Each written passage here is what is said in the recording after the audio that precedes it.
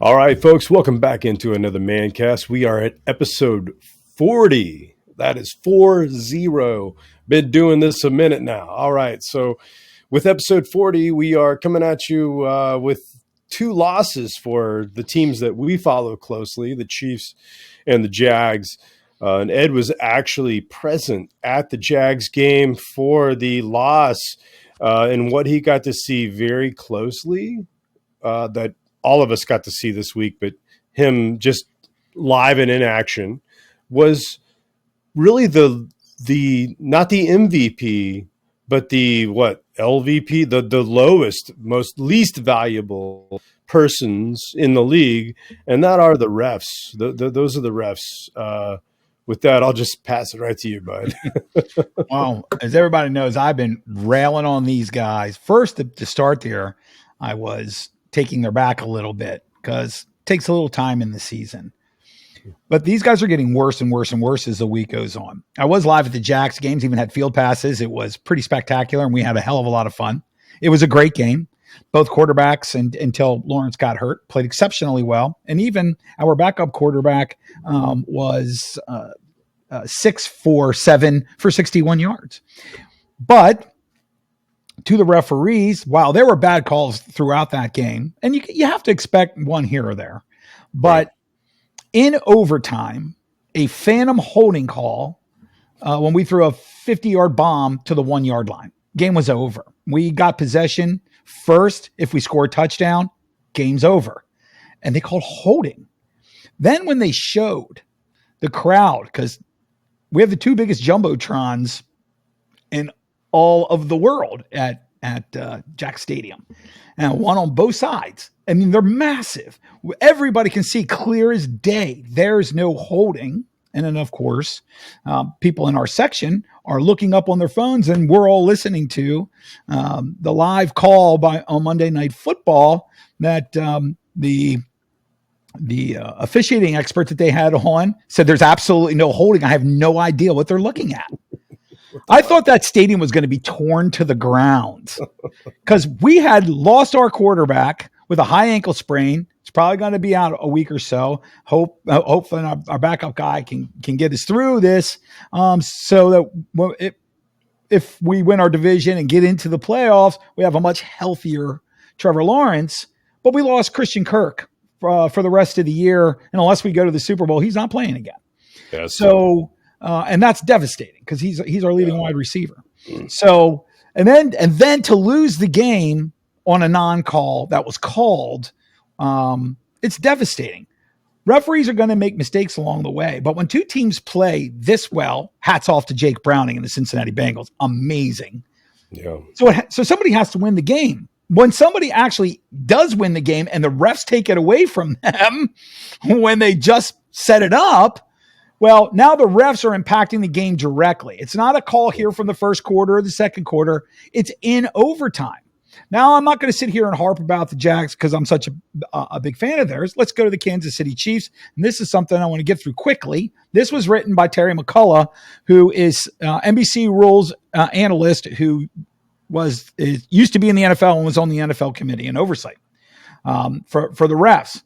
So let's take it right from when Patrick Mahomes was called. They called the call was roughing the passer when he was clearly still in bounds. Terry McCullough quipped on television, "This is not emphasis on not a personal foul and should never have been called." He's quoting himself in this article that he wrote. Then we move on to the next step where Rashee Rice goes for a 10-yard game. The ball pops out of Rice's hands at the end of the play, but the officials allowed Corey Ballantyne to return it 68 yards for a touchdown when Rice was clearly down before they blew whistles and everything got switched back over. So that's number two. So now we go to the Chiefs running back. Pachenko was ejected following taking a swing at Nixon during that. After being manhandled and ragdolled. Right.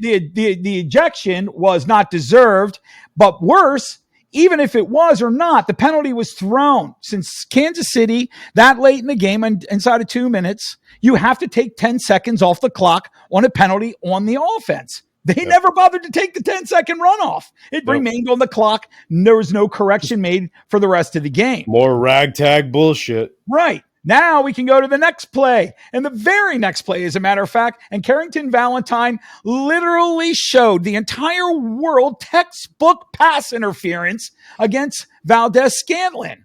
Unbelievable. And no flag at all. It's insane. 2 plays after that, there's a 9-yard pass to MVS. Now he's trying to fight his way out of bounds. He's clearly being moved backwards, which means since he didn't go out under his own volition, he was forced out of bounds by the defense, that the clock keeps running. Gotta run That's another mistake that they made. They stopped the clock.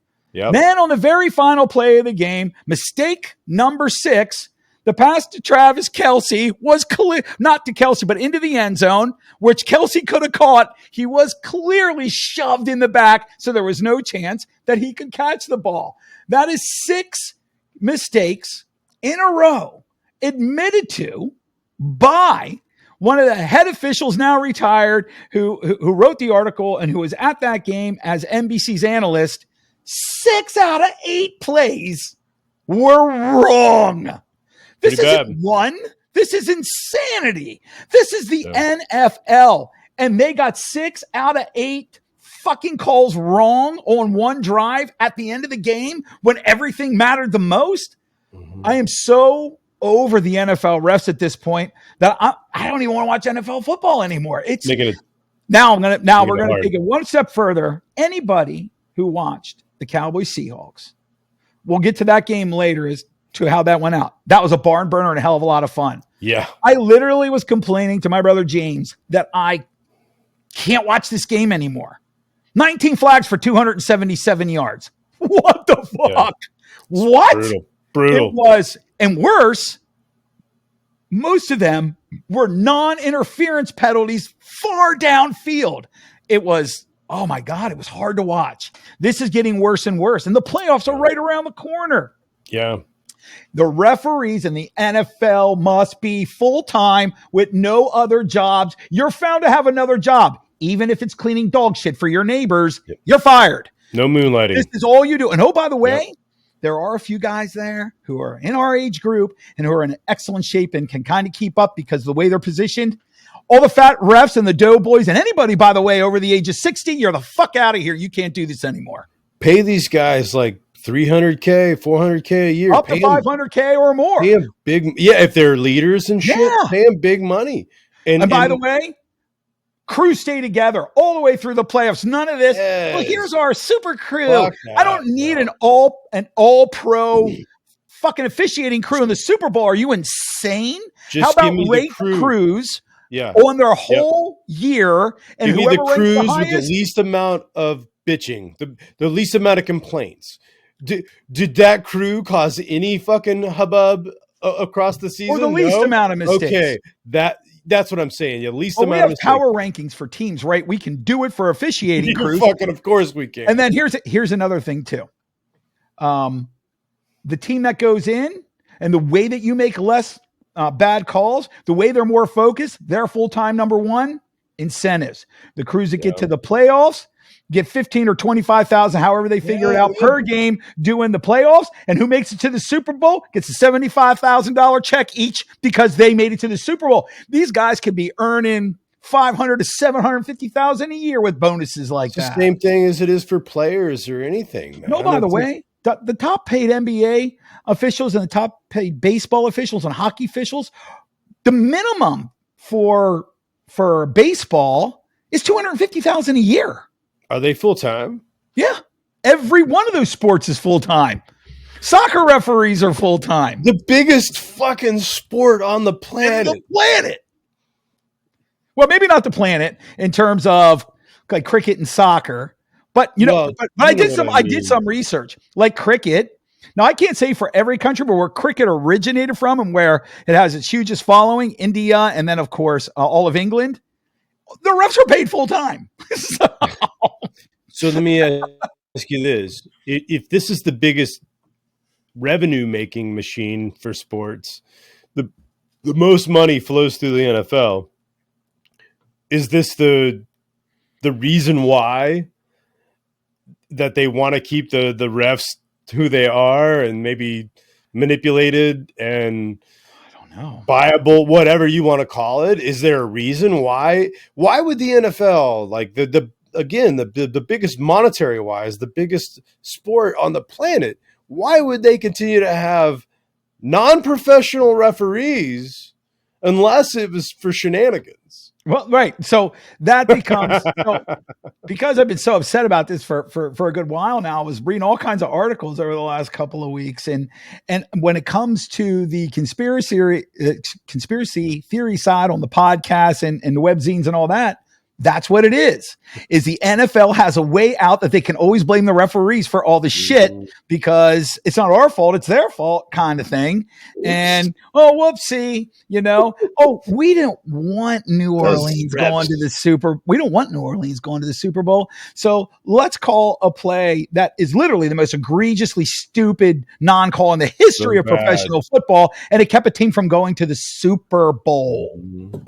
So if anybody thinks that they give a fuck about a Sunday night game or a Monday night game when they're willing to rob somebody in the NFC Championship game, not so much. Now, do I think that this stuff is planned out? No, I don't think it's planned out, but I just think that the NFL doesn't have any intention on cleaning any of it up. I think the controversy creates more spin and more attention, and I think they like it that way. Yeah, well, you may be right. I don't know that they necessarily like it that way, but like you said, it always gives them an out. It's always like, these damn refs, we're gonna tell them some other things this week, and they'll do better.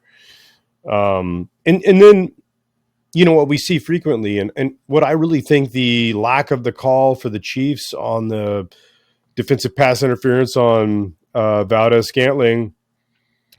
I really feel like that was a payback because just a couple calls later, they fucking, did a bad call where they gave Mahomes roughing and 15 yards. Although 15 yards versus 55 yards isn't fucking anywhere the same because that would have been much bigger. Well, it would have put you in the red zone. I mean, it would have put you in a position to tie that game and go to overtime. But nonetheless, you're not going to catch me sit here and be like, oh, we lost the game because of a call. We lost the game because I feel like the Chiefs overlooked the Packers to an extent. I continue to see the Chiefs receivers running the wrong routes. Yeah, we could talk about that when we get to the line by. I agree. The Chiefs' problems weren't that. I do think the Jags were robbed wholly of that game. That I have a huge problem with that. And look, you're at the 1 yard line. That was clean. It was clean. And now we're all the way back on our own side of the field again. And it's fourth down now. Don't get me wrong. It's terrible. It's dismal. But also the Jags averaged 23 points a game, and same as the Chiefs, and that's why the Chiefs continue to lose these kind of games. Yeah, but it does. When it's clear that one play just cost you a game, that's different than over the course of the whole game. I don't mind because those things that we just went through, half of them should have gone to the Chiefs and the other half should have gone to the other side. Like you guys should have been 10 seconds behind where you were and those kinds of things. But you can never say that one play cost you a game. What's that? You can never say that one play cost you a game. Well, you can. You can when you throw a clear 51-yard pass that has you at the 1 yard line and you score and the game's over and there's no penalty and they called one anyway. That play probably did cost them the game. That's true. Should they have been in overtime? That's a different argument. But right there in that moment, they would not guarantee they would have scored a touchdown, but at the 1 yard line, we're just going to assume a lot of missed field goals, a lot of not a lot. They missed one. They missed one field goal in the game. That's it. Wasn't it two? Nope, just one. No, all right. Maybe it was one for both sides. Maybe that's what I'm remembering. But no, McPherson made his. If we would have made that one, we never even would have gone to overtime. He missed one of them. I know at least two. I think both sides missed one, but nonetheless, again, I feel like the Jags, the Dallas game and like the Dallas Seahawks, That game didn't come down to anything that the refs did because the refs were abysmally awful to both of those teams. It just made it hard to watch the game. As soon as the game would get to a flow, it'd be like flag, flag. There was a point in that game during halftime of that game, the announcers were actually saying, hopefully, it was Olsen. He said, hopefully the referees take some time to reevaluate what they've been doing in the first half so that we can have a whole lot less flags in the second half. And he's making a joke about it. And they're talking about how the refs have been having a hard night. They're not doing real well. Very first offensive play in the second half, flag. Second play, flag. And that's when I was texting James and going, I think I'm going to turn this game off. This is insanity. Because neither one of those plays were egregious enough to be even called. Right. They were so ticky-tacky. That shit's annoying. But I don't want to talk about this all night. We both agree on this. The NFL must do something and make their referees full-time all the time. And this night, not even if 80% of this is cleaned up, 70%, hell, even 50% would be a massive improvement. Another thing I want to talk about quickly. Yeah.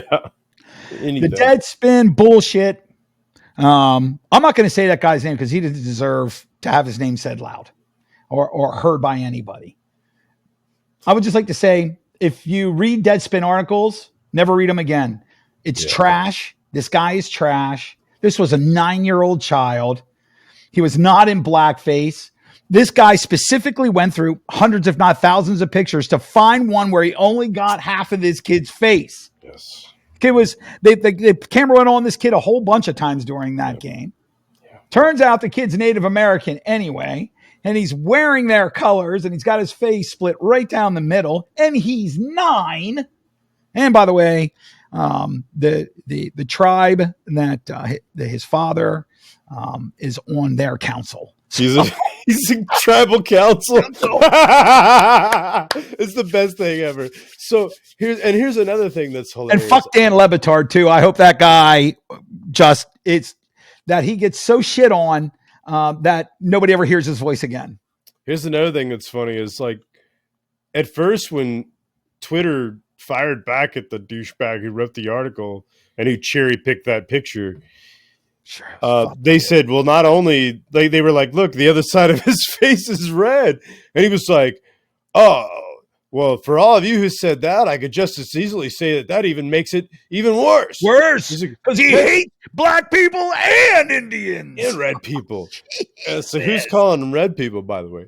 Right. And by the way, have you ever actually seen a red person? Except for white people with severe sunburn, I've never seen a red person. Right. Indians, Native Americans are brown. Well, we don't know black or white people either. But anyway, so that's true enough. What I'm getting at, though, is Christian Okoye was black, bro, and don't you tell me he wasn't. And so, by the way, is Tyreek Hill. That's fair. So anyway, like I was saying, is there was a bunch of people saying that that's not the team's colors. Red is not in the team's colors.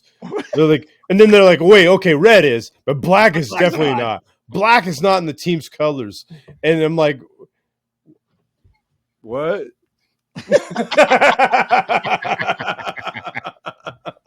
Whoopsie doodle.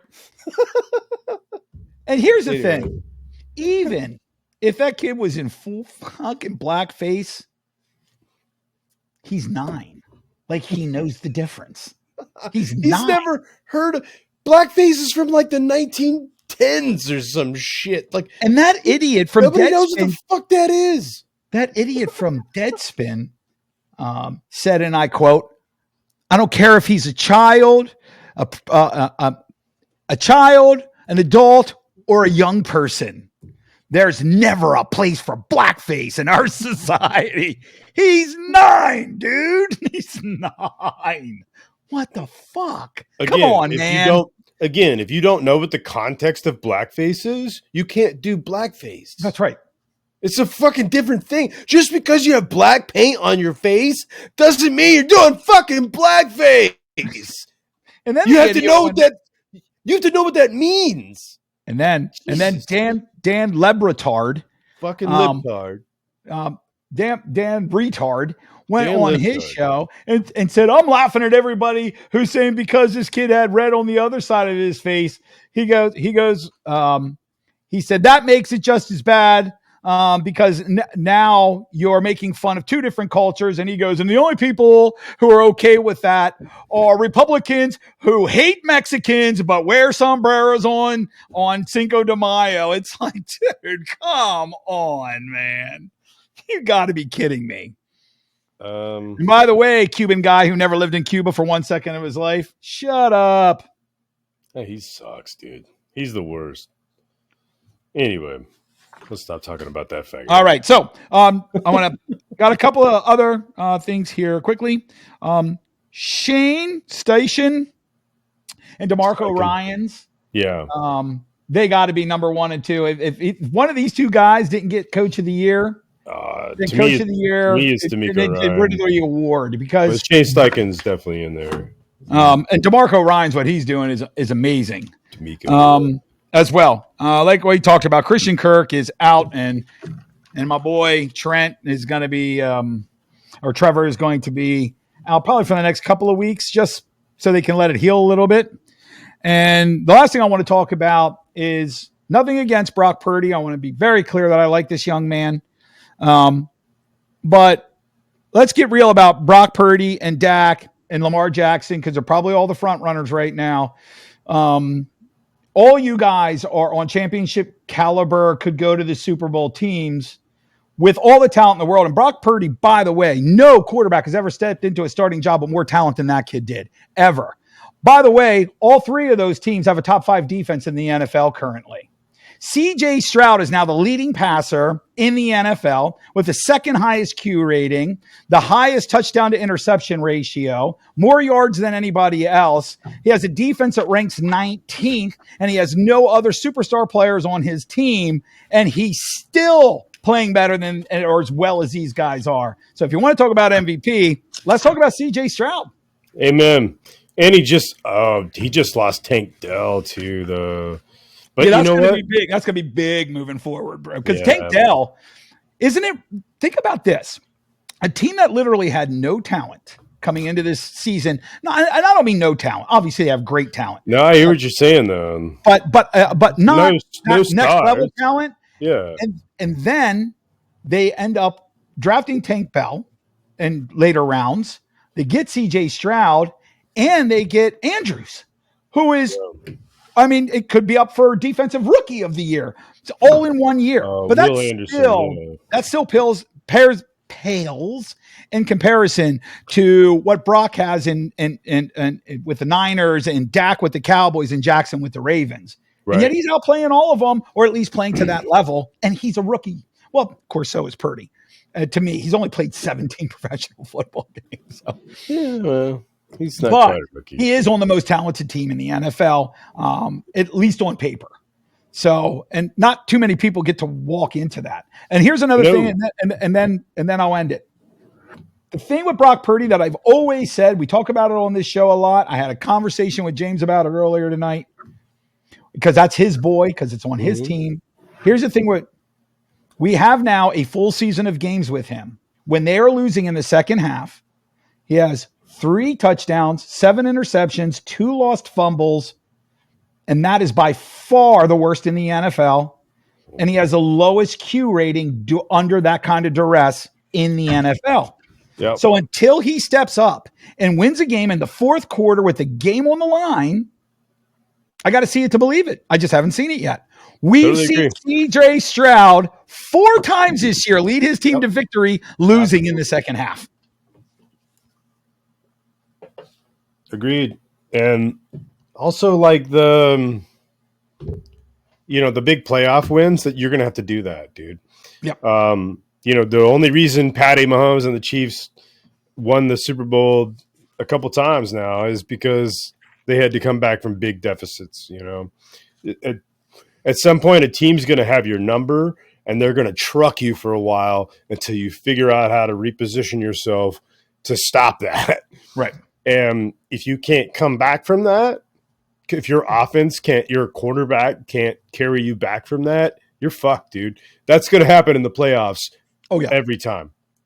Look, So if San Francisco, for instance, ends up playing Dallas again, because Dallas was the 3 seed last year, and they ended up playing them and knocking them out, right? right, Because they were, far, far, far higher seeded when they met in the divisional round. So that's this Dallas team this year is much better than the Dallas team from last year. right. They're healthy and they're playing very well. But I'm going to get to them because we're going to get to our game by game here, and it starts with the Cowboys and the Seahawks. Let's do it. While the Cowboys may be playing better overall as a team this year than last year in terms of continuity, the Seahawks is the only team that had a winning record when they actually played them and beat them. And now, of course, they're 6-6. The Seahawks have a lot of injuries. They haven't been playing well. They lost 3 of their last 4 games. Like, they were already on the downhill slide, and they took Dallas to task when the Cowboys didn't cover, by the way, because they were 12-point favorites in this game, and they almost lost. And right. I got to tell you what, if Geno Smith and Metcalf can do that to Dallas's secondary, and that offensive line, which is suspect, can do that and keep Dallas's D at bay, what do you think Philadelphia is going to do this week? Dallas is still overrated, period. They're just overrated. Dallas had a chance right here against the only team they played with a winning record and could beat. It looked like Dallas was going to lose this game until the middle of the fourth quarter. I agree. I think that your Skip Baylesses, continue to be in dreamland and make more out of it than what you can. The Cowboys are what they've always been. Dak is what he's always been. Yep. He could beat the shit out of normal teams, regular Joe Schmoes or below, but you put him against a solid team and he chokes on the dick. And that'll continue to happen, I suspect, until I've seen otherwise. And this is less about the Seahawks. 41. Listen, the Cowboys can put up a lot of points against bad teams, against shit teams, and I don't know. They're going to run into it. And like you said, the Eagles are coming off a loss. I think the Cowboys are about to lose one again. Yeah, and we'll get to the Eagles Niners here in a little bit. I was not impressed by the Cowboys at all. I, of course, do not like the Cowboys for lots of reasons. I do like Dak Prescott as a human being. And I mean, he's a middling NFL quarterback, but he's just not that guy. And quick to Brock Purdy.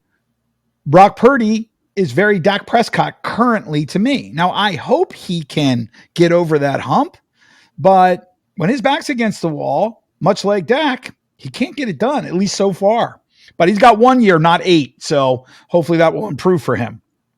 Colts and the Titans, it went the way we expected. Titans hung around a whole lot better than I thought they would. Mm-hmm. And the Colts would be in the playoffs still if it was today.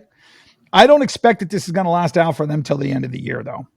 But again, their coach, how do you spell Steichen? Steichen. It's like a K, yeah. I thought it's Chen. Yeah, but it sounds like a K. Sounds like a K. Okay. Yeah. He's done a remarkable job, particularly with a career backup quarterback.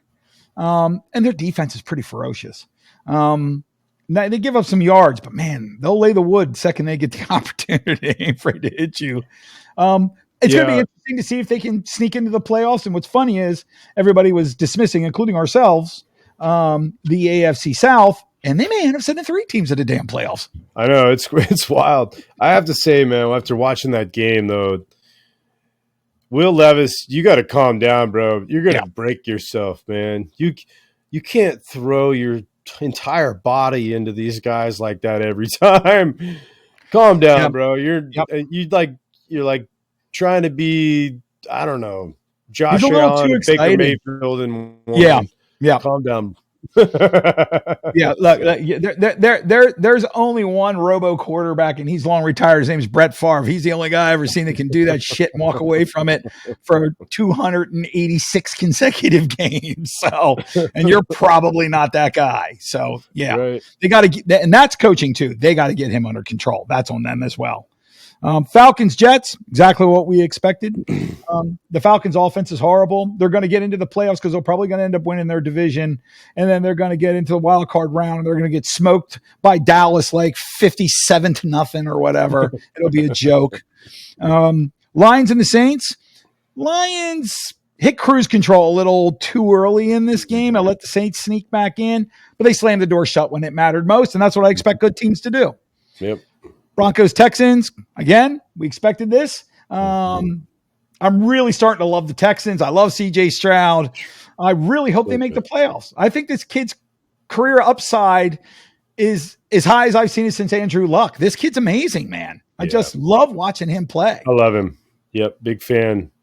Welcome to the NFL, young stud. Yeah, he's amazing, man. We love it.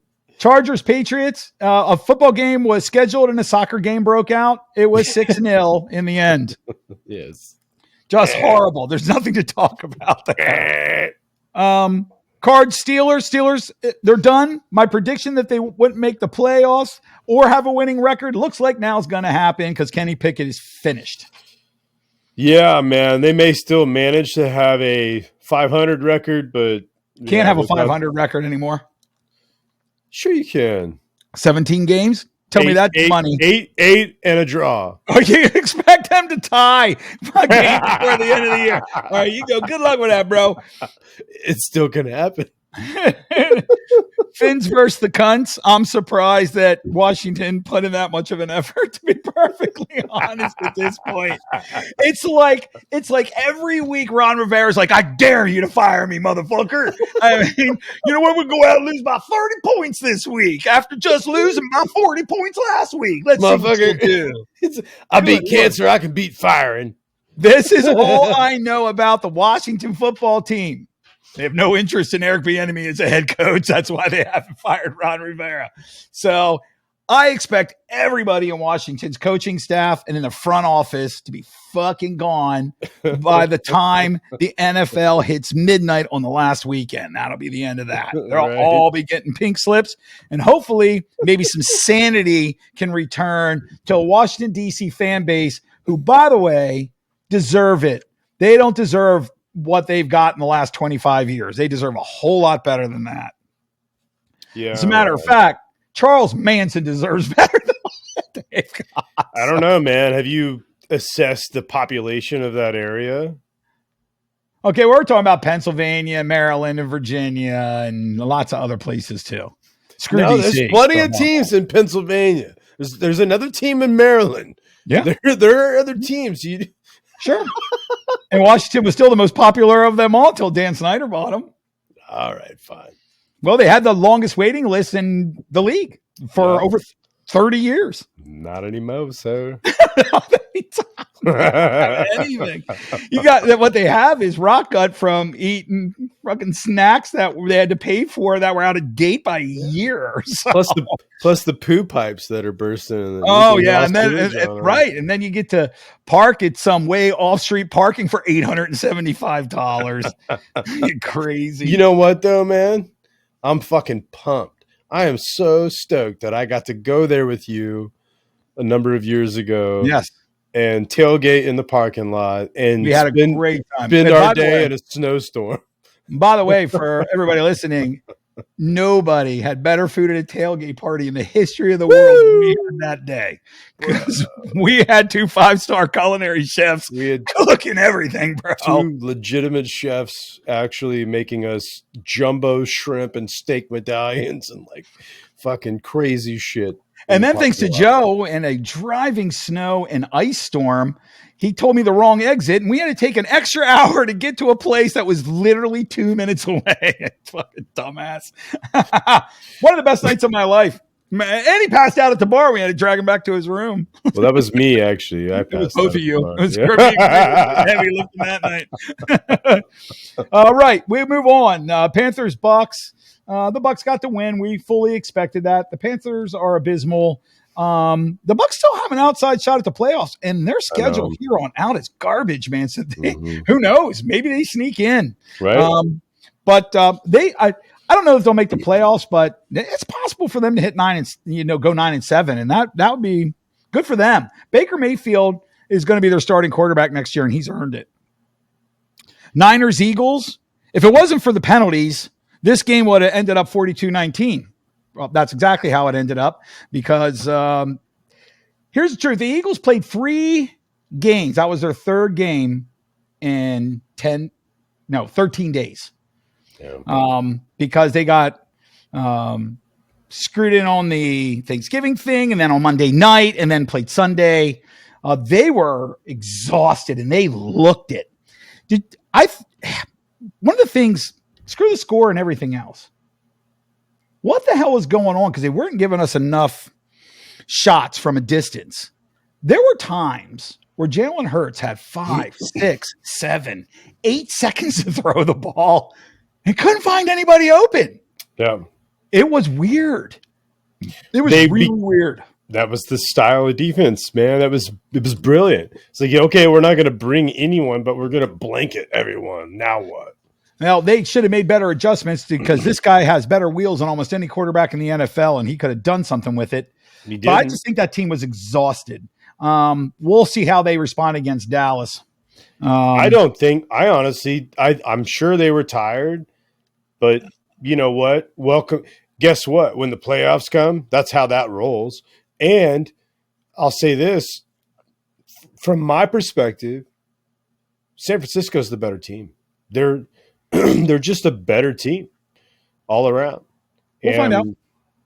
They certainly proved that last week. That's 100% sure. Because that wasn't just, they didn't win 21-19. They won 42-19. Beat down. Yeah, it was bad. It was bad. So we'll see. Sometimes, however, when you're cruising, have a league, and you always manage to come back, you get lackadaisical. This week's going to show everything. If Philly rolls down into Dallas and just pummels them, well, then all bets are off. They go to Dallas and lose, then Philly better get scared. Because then them and Dallas are going to have the same record. And they'll both have a win against each other. The tiebreaker is going to come into place, although Dallas has a headier schedule on the way out. Right. Browns and the Rams. We picked that one. Matthew Stafford is playing great. He just is. I wouldn't be surprised if the Rams get a good run into the playoffs here, although they have a daunting task next week. So we'll see. But I love Matthew Stafford and this new kid Nakua. They just seem to be clicking right now, and they've won their last 3 games, and they've won all of them by double digits. So they're rolling. Right. Chiefs Packers. The Packers aren't that good. The Chiefs still can't seem to get their offense in sync. That's their biggest problem. Pat throwing the pick didn't help, and the officiating in this game was just god awful. We don't need to keep going over it. And the Bengals Jags, we've been over that enough as we talked about the referees. The Jags shit the bed a little bit on this one. Again, as I've been saying all season, they just can't seem, when they're out ahead, late in the third, early in the fourth, and stab the beast and put the damn thing to bed. They just can't seem to do it. And that will never fly in the playoffs, ever. Yeah. So that wraps up that week. Chad and I both went 9-4 because he got the Eagles. The Niners over the Eagles correct, and it balanced out because he took the Panthers and I took the Bucks. So we're both 9-4 for the week. Yippers. So next week's games.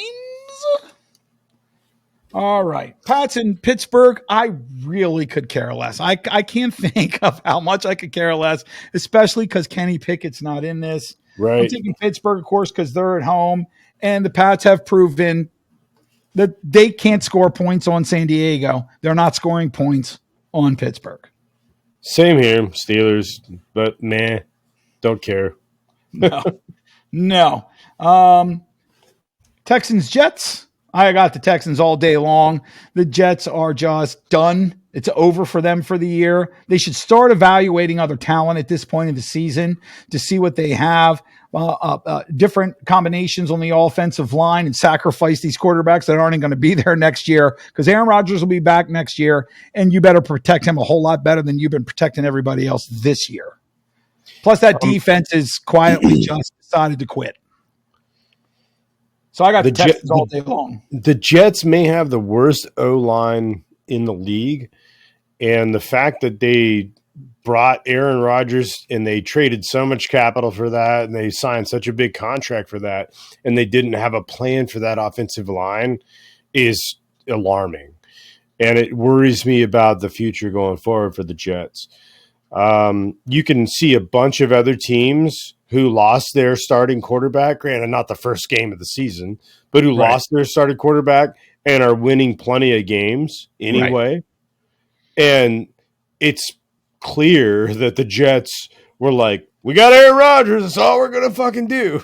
He's going to bring a couple of his shit receivers over, and it'll be just fine. And that's all we're going to worry about. And then he got hurt, and it's like, oops, we're fucked. You know? Right. Because they already knew that they didn't have the talent for Zach Wilson to win because he couldn't do it the year before. Yep. So obviously I'm taking year. Yeah. So obviously I'm taking the Texans. And if Zach Wilson was on the Patriots, he'd be behind Billy Zappi. Zappy. So I'm assuming you're going with the Texans here. Of course. Rams, Ravens. This was when I said the Rams got a heady game coming up. I know Stafford's playing good, but the Ravens are a better team. And Ravens are 100% control of their own destiny now. If they win out, everything goes to them. They got home field advantage. They get a week off. Lamar wants this probably more than anybody in Baltimore, obviously. He can taste it. He can feel it. I got to roll with the Ravens, especially at home. Yeah, this one's tempting to me to pull the trigger on a hot take, but sorry, the Ravens are too hard to bet against, so I'm going to go Ravens. Well, there's a reason that the Ravens have the best record in the AFC, right? I mean, that's not an accident. I mean, yeah, we're only, one nice weekend away from that changing, but moving forward, though, the Ravens got a way simpler path than you guys would. I mean, they just do. No, I don't agree. I think the Ravens have a much more difficult path. Granted, the Chiefs do have the Bills to this coming week, but we don't have anybody else going forward. Yeah, but the Ravens the games that Ravens have left, they have two of those games are against their own division, and nobody in their division has their original starting quarterback. Those games could have been heady, but they're not going to be now. Still demonstrated the ability to win. And they have to play the Jags, but now they're going to play the Jags in 2 weeks. Trevor Lawrence and might not play, and Christian Kirk's done for the year. They have to play the Niners too. Right. So they lose one more game, and they have the best record against AFC teams. They're automatically number one. So they got the Rams, they got the Jags, they got the Niners, and they got the Dolphins. They'll beat. We just said they got the Dolphins. We just picked them over the Rams. That the Jags are going to be without Trevor Lawrence and without Christian Kirk. And they got the Dolphins. So they might lose one game. Two. So they end up two. I'm going to go on record right now. Ravens will have home field advantage, and the Chiefs will be third seed. Miami will be number 2. So you think the Ravens will be number 1? Yep, Ravens, then Miami, then the Chiefs. All right. I like it. I might not have thought that if they would have beat the Green Bay Packers, but they didn't. Hey, man, it happens. And I don't think they're going to beat the Bills this week. Panthers and the Saints. Anytime the Panthers are in the game, take the other team. I got the Saints. Yeah, same here. Colts, Stripes. After what I saw last Monday, I'm taking the Stripes because they're at home. All right. Well, let's see here.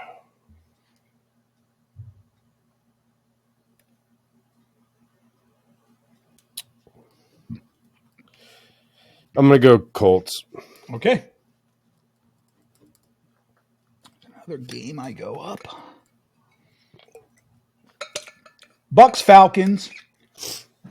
The Falcons need it, but the Bucks are in their division and they need it too. I don't like the Falcons. I'm going with the Bucks.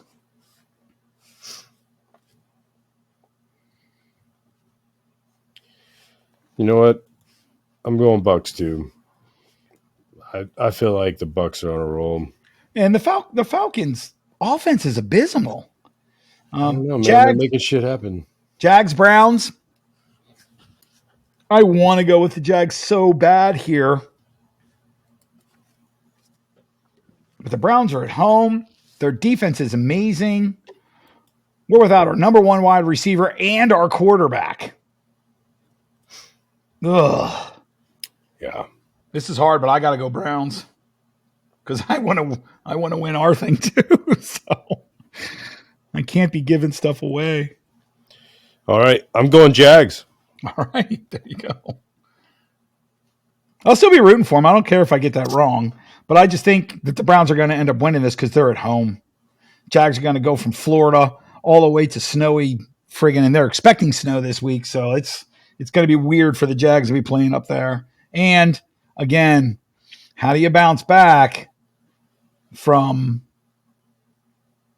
losing your quarterback and then straddling your second string quarterback without the team's number one wide receiver? Wait. It's Beat Hard, Beathard, Beat Hard. Is that your quarterback? It's Beathard. Fucking Beat Hard. Never mind. Browns. Fucking A, I forgot it's Beat Hard. Beathard. No, it's Beat Hard, motherfucker. You're getting beat hard. Lions and the Bears. Lions. They're cruising. Why didn't you think longer about that? I'm sure you're taking the Bears, right? No. I will say this, though. The Bears have been playing better. Okie doke. And they won their last two games. I know, but because they got what's his name back, the quarterback. He's fully healthy finally. Yeah. But they didn't really. We weren't playing playoff teams, mind you. The Lions are a good team. So. Yeah, they are. They're not 9-3 by accident. Right. Hawks and the Niners. I mean, after what I just saw them do, and the Hawks really, they played their guts out against Dallas, and they couldn't pull it off. They're not going to go. They're going to be on the road again, and they're going to go into Candlestick and win. No way. Same here, 49ers. And by the way, if the Hawks do pull this off because it's an interdivisional game, it's going to be the biggest upset of the week. I mean, that's just huge, massive. Vikings Raiders. I don't know what to do here. The Vikings. You remember when the Vikings picked up Dobbs back in October, and everybody, all the talking heads were acting like he was Johnny fucking Unitas reincarnated. Well, he fell to earth really fast. The Pastronaut has come back down from space. And the Vikings are on the road. The Raiders aren't doing a whole lot better, and the shine of change in their coach out, it's gone. I don't know exactly who to go with here at all. I'm just going to squint my eyes, and the Raiders played nobody well, except for Kansas City for 18 minutes. It's not true. It was 4 minutes of first quarter. After that, they're kind of done. But the Vikings don't offer a whole lot, and their best wide receiver still hurt. I don't know. I'm feeling Raiders. I don't know why. Feeling the Raiders to win, huh? Yep. They're at home. The Vikings are still in playoff contention. The Raiders still are technically, but neither one of them are worth shit. These guys are both coming off a bye, I think. The Vikings are for sure. I think the Raiders are too. Yeah, so they'll both be rested off a bye. I'm going to go Raiders too, just because they're at home. Yep, that's the only reason I'm picking them. Broncos, Chargers. This to me is a no-brainer. The Chargers, for whatever reason, are completely imploding, and the Broncos, except for the loss to the Texans, they're 5 out of their last 6, and losing to the Texans after what they've done this year so far, there's nothing to be embarrassed about there. And they played well, and the Texans had to win that game late in the fourth quarter. So I'm going Broncos. Well, that's fun. I'm going Chargers. I think the Broncos, while they were on a run there for a minute, I think Russell Wilson sucks. And I think the Chargers could not score a touchdown on the Patriots. No, I understand. They had a bad day. And they'll correct that. Amongst many this year. But hey, so they're going to be at their fake home, and they're going to win. Be fun. It'll be fun because we need more games where we're not on the same side. Yeah, we're going to have a lot this time. We have 1, 2. No, we have Colts, Bengals. Mm-hmm. We have Broncos, Chargers. Chargers, Broncos. For some reason, I thought we had a third. Bills, Chiefs. I already said I'm going with the Bills. Well, yeah, we're gonna have a third. That's why. Because the Bills have to win this game, or their season's over. They got a lot more to play for. Yeah, the Chiefs would literally have to totally implode for them not to make the playoffs. So they just have a stranglehold on their division. So the Bills' record at Arrowhead is incredible. Like Josh Allen crushes it at Arrowhead. Has won there like the past 4 times or some shit. Except for the one where he didn't. And by the way, they're coming off a bye. Yeah, they're well. So they're going to be, and they're really good off a bye. Yep, they're going to be healthy. That said, I feel like this is kind of like a Chiefs. I know what you're saying. You know they could lose this and it'll still be fine for them, but they don't have any business going into the playoffs with holding their head high if they can't win this game. And it's an opportunity to put the nail in the coffin on the Bills, which is a team that's haunted. Can be haunting in the playoffs, and because if they beat the Bills this week, it's probably over for the Bills, like you said. Oh, no. They'll go to 6 and 7. It's done. Yeah. So I think the Chiefs win this one. They are who they are. They can figure it out when they want to, and I think they'll get this one. So think they'll lose. I think they'll still probably lose another one this season, and it'll be to a team they should. Well, you thought last week, skipping forward to this week, that they were going to lose to the Bills. Yep, but I'm going to change that because they lost already. Yep, we'll see. I think they'll still go 12-5, but to me, it's one of the few games that are actually really worth watching this week. Right. Eagles, Cowboys.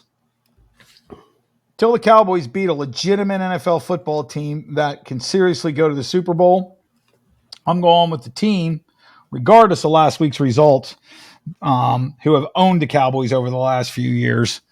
I'm going with the Eagles. So, yeah, I was just kind of jumping the gun. I'm going with Cowboys. I was just kind of jumping the gun about how many we're differing on because it's 4 now. Yeah, that's cool. Yeah.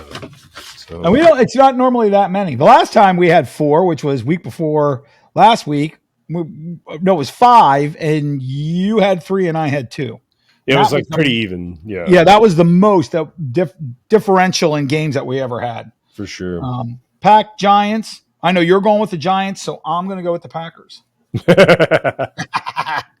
That is not true, sir.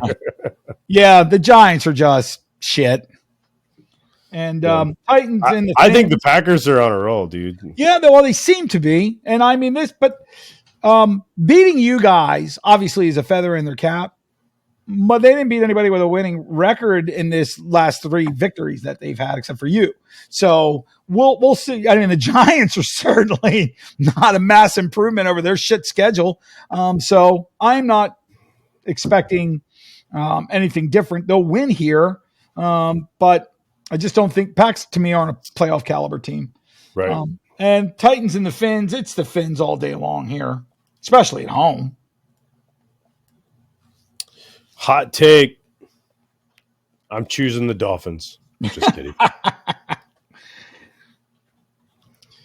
So let's talk about that MVP race you were talking about a little bit earlier. Yes, sir. Just real quick. And how are you talking about Brock Purdy? And you can't be the MVP of the entire league if you're not the MVP of your own team. And I can name 3 players on the offense of the 49ers that are more important than Brock Purdy. And, Debo Samuel, of course, Christian McCaffrey. And what is it? What's their tackles? Trent Williams. Oh, Trent Williams. Yeah. Those guys are all demonstrably more important than Brock Purdy. And then that's just the offense. So sorry, you don't. And then let's talk about Tua. Sorry, Tua, you don't get to be the guy either because Tyreek Hill is more valuable. Tyreek Hill is demonstrably the finest player on your team, the valuable player on your team. So you can't be the most valuable player in the NFL if you're not the most valuable player on your own fucking team. End of story. Yep, I think that's where, to me, and I agree with that. This is my we talk. I mean, people know us from the show, but I mean, we're family, so we talk all the time. And stats, the saying that we always use. There's lies, there's damn lies, and then there's statistics. And people who are trying to make some player look better than their eyes are actually telling them, because they want that player to be better than they actually are, use statistics to prop those people up. Everybody who talks about Brock Purdy, everybody who talks about Dak Prescott, all they talk about is their statistics. They don't talk about the fact that when they are losing in the second half, they never win. That's the only stat that matters, is wins when it matters. I don't care if Patrick Mahomes goes 9-7 every goddamn year and is the 4th, 5th, 6th, or 7th ranked team going into the playoffs. If he goes to the Super Bowl and wins, I don't care. Eli Manning, anyone? The Giants, or how about Joe Flacco, right? I'll take Joe Flacco, who won 2 Super Bowls for the Ravens, over Dak Prescott every day of the week, because he won Super Bowls. And oh, by the way, Joe Flacco, who didn't have all those gaudy stats or any of that, Joe Flacco won 2 MVPs and has the highest winning percentage in playoff history. How weird was it to see that motherfucker dressed? I was on the couch like 5 days ago. Right? I'm like, damn, and he would still sling it, you know what I mean? Yeah. It's not like it, incredible, dude. Right, and he'll even be better this week, right? Because get some time in the system. I wouldn't be surprised if Joe Flacco takes the Browns to the playoffs, because the Browns, their schedule's not super tough, and they have the number 1 defense in the NFL. Yep. So if the offense doesn't make a bunch of mistakes, they're probably going to be okay. Yeah. Yep. So, look, I got nothing against Brock Purdy. Again, I got to see him do it. I have to see it. You can't just say it. By the way, Troy Aikman, there is nothing about Troy Aikman's professional statistics that say he should be in the Hall of Fame. He's not in the top 30 passers in NFL history, or 40. I don't even think he's in the top 50. He only threw for like 26,000 yards. So, and by the way, he barely threw more touchdowns than interceptions, and his Q rating for career is like 81.2 or something, right? Right. But he won 3 Super Bowl championships. Yep. Got those rings. Winning matters. Yep. If Brock Purdy throws for 8,000 yards for 5 years in a row and never wins a Super Bowl, who gives a fucking shit? Nobody. Who cares? Yep. You have to win when it matters, and he hasn't done it. Now, he's only 17 games into his whole goddamn career. So this may change entirely. We're going to find out. Because when he's in the playoffs this year, he's not going to be putting a beat down on everybody in the playoffs to go to the Super Bowl and going into the second half with 21-point leads. It's not going to happen. Right. So we'll see what happens. Last year, we didn't really get to see, because their first game of the playoffs was against total inferiority, because they were the number 2, so they played number 7. And then the next week, they beat Dallas, but they were so far ahead in that game. And then against the Eagles, he got hurt. And he only played the first quarter. So we don't know what would have happened there. Eagles won that game, but you can't say that they would have won if Brock Purdy was playing because he missed almost the whole game. Well, we're about to get another shot to see what Brock can do this week. And my guess is he'll look good because he's playing a lesser team. Yes. That said, everybody, thanks for tuning in. We're up on our hour today. This is Wednesday. We're a little late getting the show out this week because Ed went to the live game on Monday night.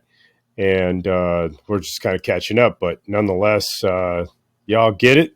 Stick around. We'll catch you next week. You got anything else to say, Ed? Everybody, join the petition that I haven't started.